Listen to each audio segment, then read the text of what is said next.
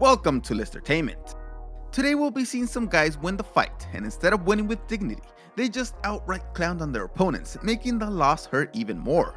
They can never look at the replays again to learn from their loss, because they'll just see this jerk dancing in their face. Let's just get started.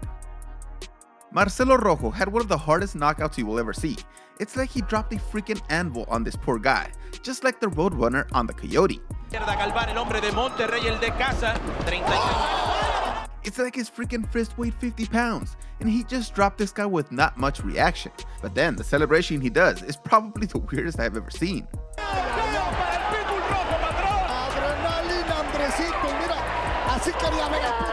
What is he trying to insinuate? Is he saying that Fabian Galvan doesn't have any reach? And that's why he's doing the dinosaur move? No, he actually said that it's something that he did with his cousins as a kid, and because he does it so well, he just kept doing it. And he does look pretty good doing it. Let's be honest, we all knew that Michael Venom Page was going to be on this list multiple times, and this is the first one. He knocks out Evangelista Santos with a freaking brutal knee, where the referee John McCarthy says it's the hardest knee he has ever seen. Liver shot, it can come back. With Santos on the ground, writhing in pain because Page broke his freaking skull, Page decides to do probably his most iconic celebration, and that is to use the whole Pokemon Go craze, and well, he captured the fainted Pokemon Cyborg. Pick up speed because it didn't derail. Wow!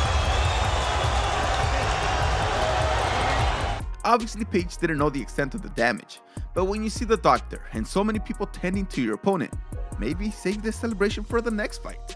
But good on Page to not jump on Santos and keep beating him senseless.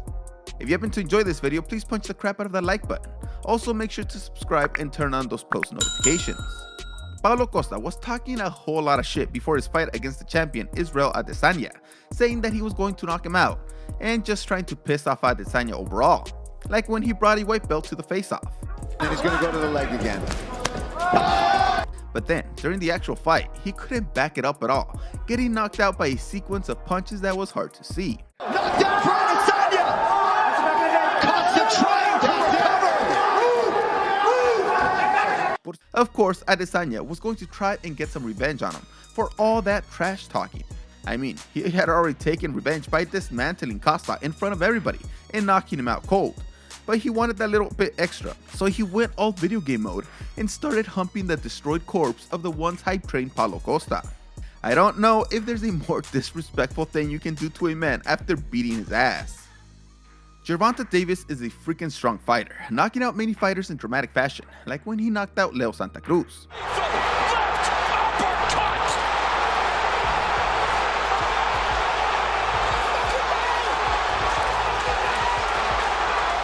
The knockout he had over Francisco Fonseca wasn't as dramatic as this one, since he goes down after a brutal punch, but the drop wasn't very dramatic. But the celebration that Davis does is downright disrespectful.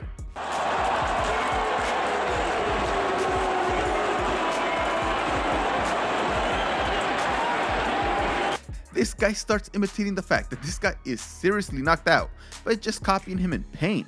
These types of celebrations are probably the worst, because a knockout can happen to almost anyone, and for this to be mocked kind of makes the punch hurt even more. Teofimo Lopez got really famous for doing all those dances that he did after knocking out so many guys. The dances were the first part of him taking over, and then the knockouts just pushed it over the top. The knockout he had over Victor Jones didn't look very rough at all, but he just hit him right in the perfect spot. He's the fifth one.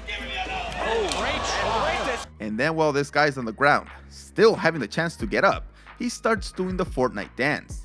It fits even more perfect because Jones is crawling around, waiting to be revived, but there is nobody coming today. BJ Penn was making his defense of his title against Sean Sherk, and he was able to do it successfully with a knockout at the very end of the third round. So the fight was pretty brutal, with a ton of leakage. So after the fight is done, BJ Penn starts licking the blood from Sherk that was left on his gloves. What kind of crazy, disrespectful vampire is this?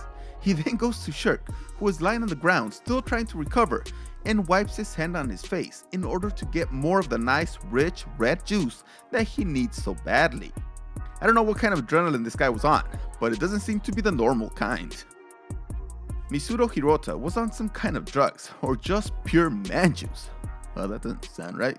Well, anyway, he was basically insane because he didn't tap out when Shinya Aoki had his arm, and well, he broke it. Is a bully beatdown. Hirota in trouble.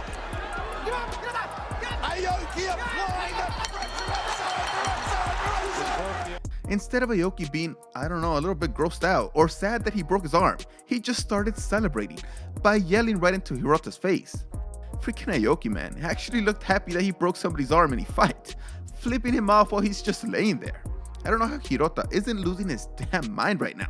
I mean, his arm popped. Now we have this lower level boxing match where one guy is made to just collapse right onto his face after a perfectly timed counter. The guy goes down hard, and we knew there was no chance for him to get up, so the referee calls it immediately. Then the winner started doing a dance right in front of his face, and I must say, he's a pretty good dancer. He's got that zapateado ready to go even without the music. And then he just starts launching arrows right into his back.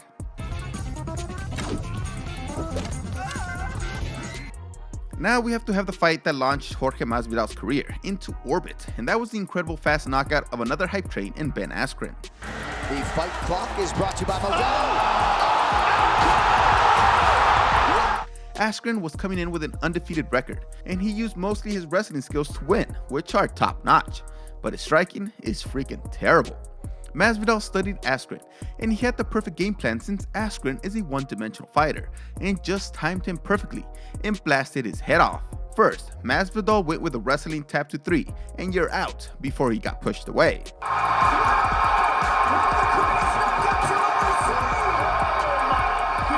Then he still wasn't done and wanted some extra revenge on Askren, so he came back and did the old going stiff as a board thing just to copy what he had just done to poor Askren. Maybe The fastest knockout in UFC history. This fight basically ruined Askren's career.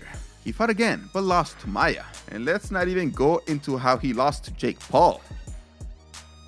As we have seen, Michael Venom Page is just a bastard. I mean, there's no other way to say it. He likes to make fun of his opponents, and while it provides a ton of entertainment on the highlight reels, his lack of respect kind of makes me hate him.